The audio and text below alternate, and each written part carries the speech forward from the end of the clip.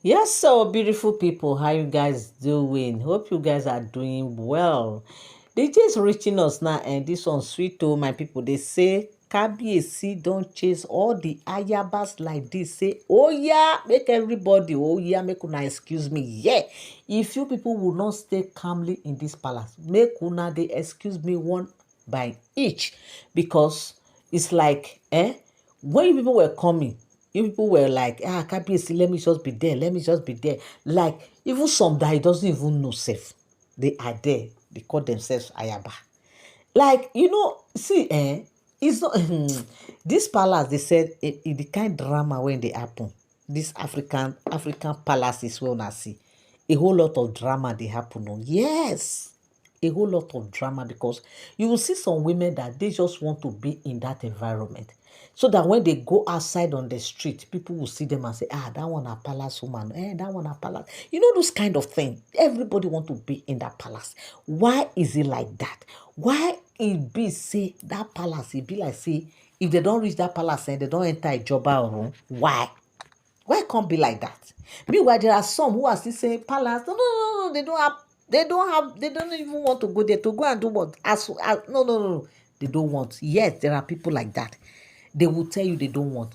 The reason why Queen Naomi's case is different. That's why when Kabiesi newly got married to Queen Naomi that time, the news just spread why everywhere they shake because they were like, prophetess, marry Kabiesi. How the person wanted to do am?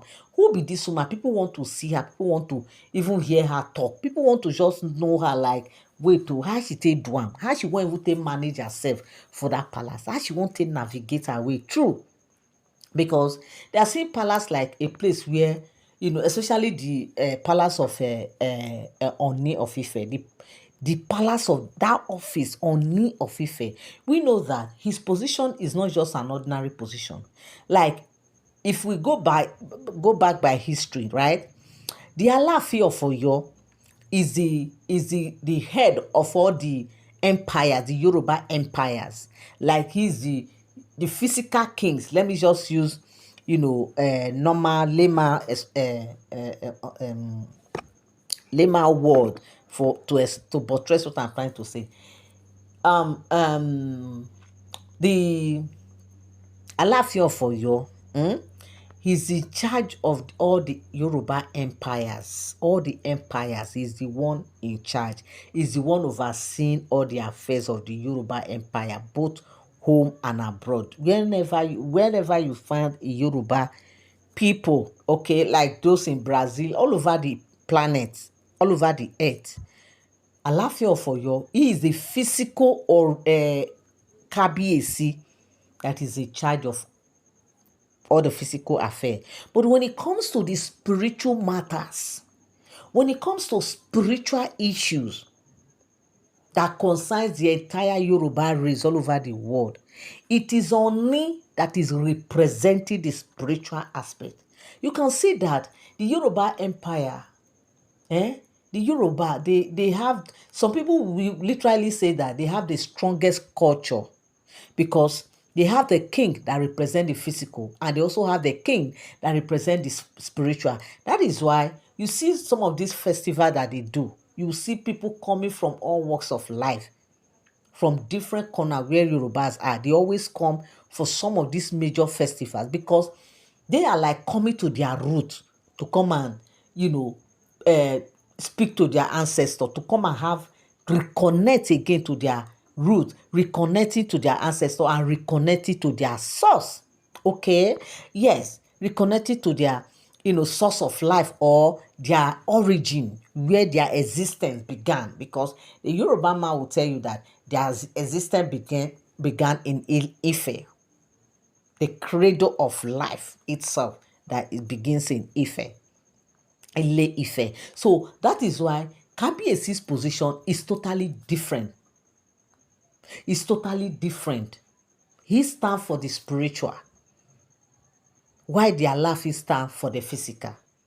So that's the reason why when we heard that, we heard that they said Kabiesi and the Alaafin were having some kind of issue, especially in that aspect where they say he gave somebody a title, and they said the Alaafin was like, why would Kabiesi give out that title, that he shouldn't have given that person a title, that he should have just, he should have just not, he wouldn't have given the title to the person, and the thing started causing them a whole lot of issue. When he was even saying that he gave Kabiesi, I think he said 24 hours for him to go and bring that title down and all that. People started talking, right?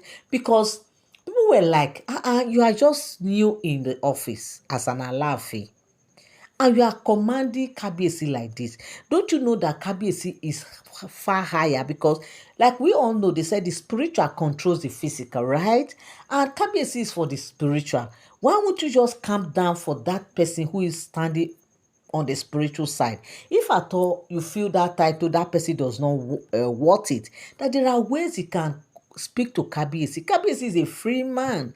Kabiesi is a man for the people. Okay, there's a way you can reach out to Kabi and say, come, my brother, how this thing, how is this supposed to be like this? But this person does not, they have one-on-one discussion that nobody will hear. It will just be within just the two of them, rather than making it look as if it was a problem. And that was where Kabesi was like, I don't understand, because Kabesi is a very simple and easy person, that if he had calmed down to speak to him, they would have put head together and reconsider and know what to do.